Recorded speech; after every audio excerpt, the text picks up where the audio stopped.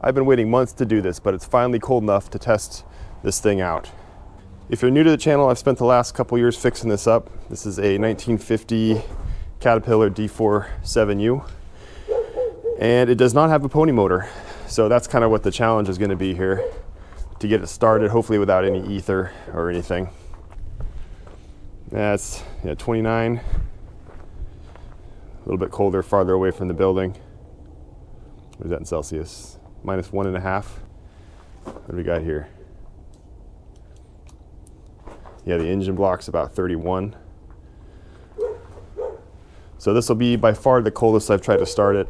It starts up really well around 45 degrees. I mean, I've done that quite a few times and without any real issues. So as you probably know, this engine was designed to start with a pony motor, which would typically be right here, but I don't have one. It didn't come with one. Didn't really want to deal with it, so I just left it as direct start to help with the starting process. And this has actually worked pretty well for, like I said, temperatures down to about 40 that I tried it at. I put in 2 intake heaters, one here and here. I think these are 200 or 250 watt heaters. To turn them on, you just flip them back and that heats them up. Over here is the compression release. So right now it's open, so there's no compression. I'll be using that at the beginning here.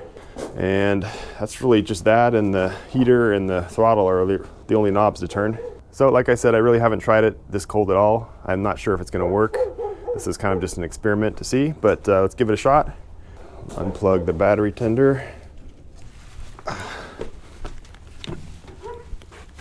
So compression is open. First thing I'm gonna do is just spin it over till I get oil pressure, since it's been a while since I've started this thing.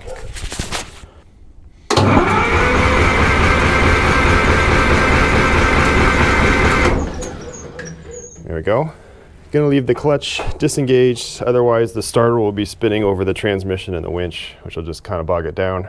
So the way I typically do this is I start the starter, and then I close the compression release. Then I let it run for, 5-10 seconds. Then I add fuel. Otherwise, I mean, it's spraying ice cold fuel in the combustion chamber is just gonna cool it off, and it'll wash down the cylinders. So just add fuel just at the end to hopefully catch it off.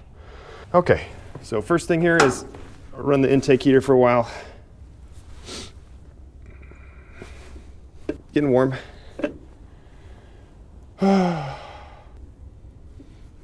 This one's not getting as warm as the other one. All right, let's give it a shot.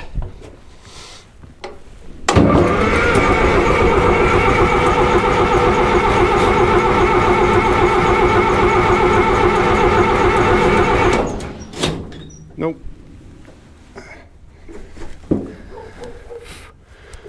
Okay, more intake heater.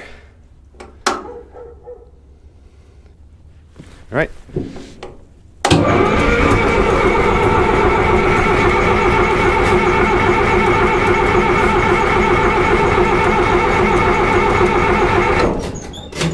Nope.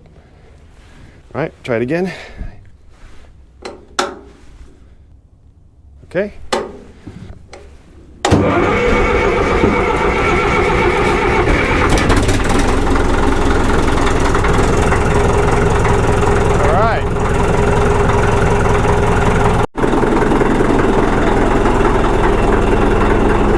Started up and idled really fast.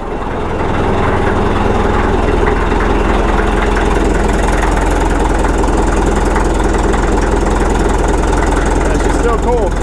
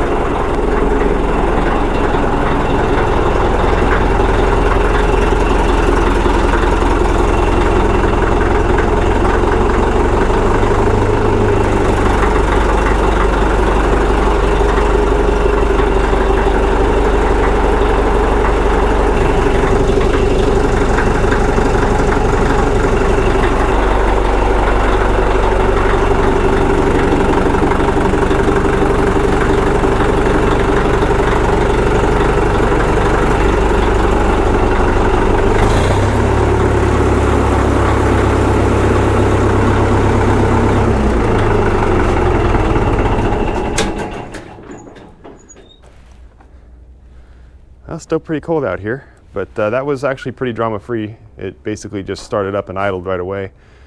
Now, I do realize that this setup's not gonna work in like, 0 degrees or, negative 40 Celsius or whatever. It probably wouldn't even work 10, 20 degrees colder than it is right now. But the idea here is this is about as cold as it ever gets out here, like 99.9% of the time. This is as cold as it ever gets.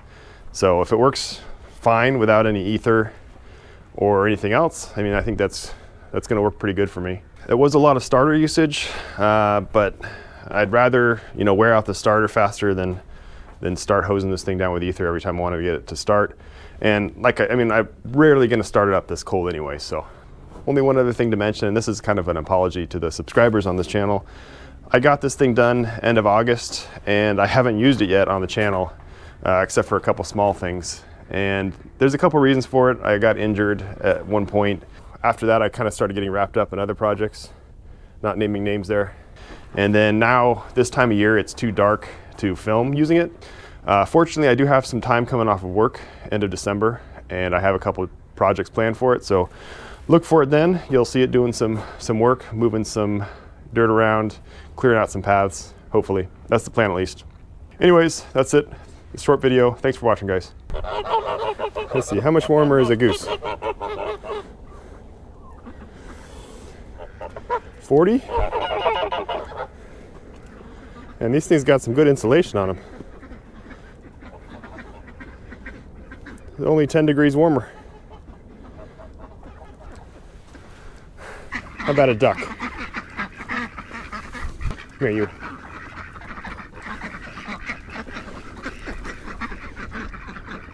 Yeah, they're about the same.